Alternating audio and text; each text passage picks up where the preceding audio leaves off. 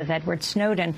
As we turn before break to Laura Poitras, the person now known as the New York Times described her as, quote, the pivotal connection between the former government contractor Edward Snowden, the writers for The Guardian and The Washington Post, who published his leaked documents about government surveillance.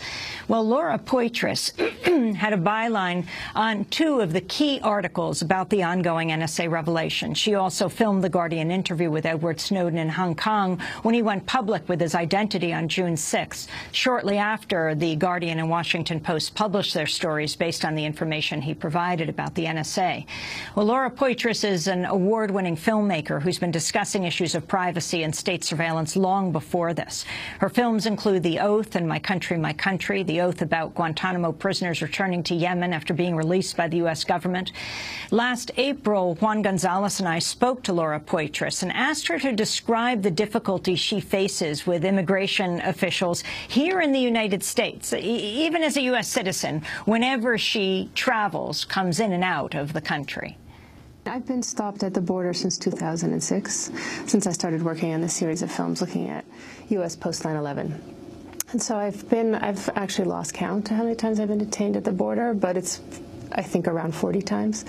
And 40, right. And on this particular trip, lately they've been actually sending someone from the Department of Homeland Security to question me in the departing city. So I was questioned in London about what I was doing. I told them I was a journalist and that, my work is protected and I wasn't going to discuss it.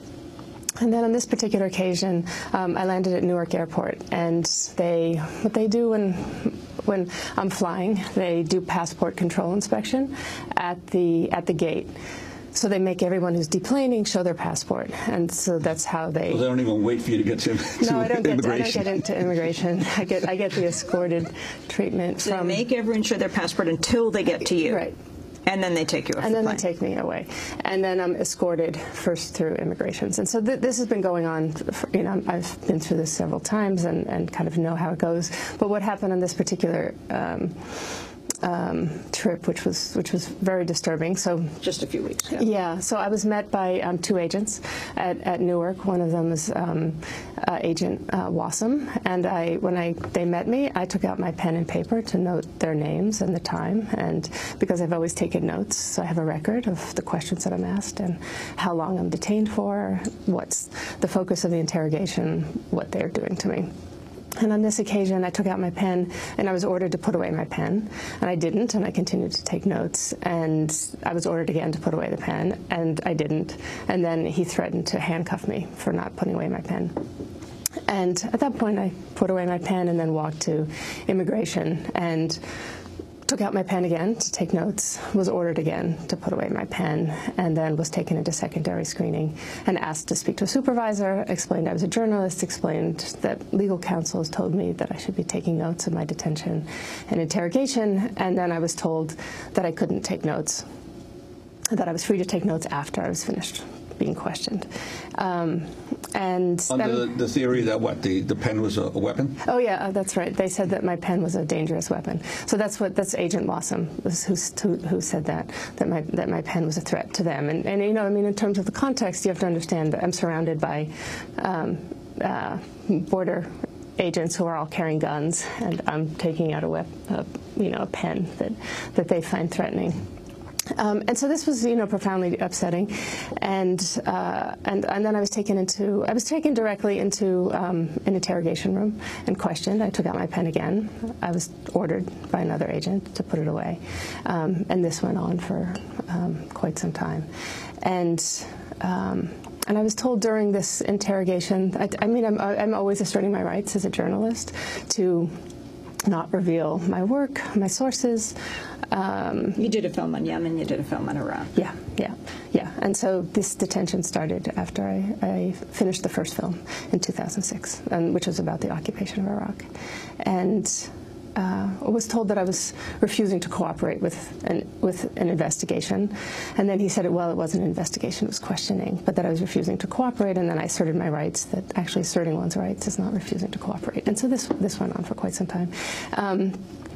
And I mean, it's something that's been happening for a while, and I've talked about it publicly, but also have been hesitant to, because I don't want to jeopardize the work that I do. And they took your computer? I'm not on this trip. No, they've taken your computer? Yeah, on one occasion they took my computer. They've taken your phone? Yeah, yeah, on one occasion. It was right after, a few days after I was actually maybe a week after Jacob's computer was detained. Democracy Now! Contacted the Department of Homeland Security for an explanation of why you were detained and interrogated at the airport on April 5th. We received a reply from Anthony Bucchi, the Public Affairs Specialist, that's BUCCI, in New York City for U.S. Customs and Borders Protection. He emailed, quote, "Due to privacy laws, U.S. Customs and Border Protection is prohibited from discussing specific cases." He went on to write, quote, "Our dual mission is to facilitate travel in the United States while we secure our borders, our people, and our visitors from those that would do us harm, like terrorists and terrorist weapons, criminals, and contraband." He did not answer our additional questions. Well, I guess I should add journalists to that list. That was Laura Poitras, the award-winning journalist and filmmaker who had a byline on two of the key articles in the Washington Post and The Guardian about the ongoing NSA revelation. She also filmed the Guardian interview with Edward Snowden in Kanghang when he went public with his identity June 6th, shortly after the pieces were published about the information he provided to the NSA. To hear and watch our full interview with Laura Poitras, along with NSA whistleblower William Binney and computer expert, internet expert Jacob Appelbaum, you can go to our website at democracynow.org. When we come back,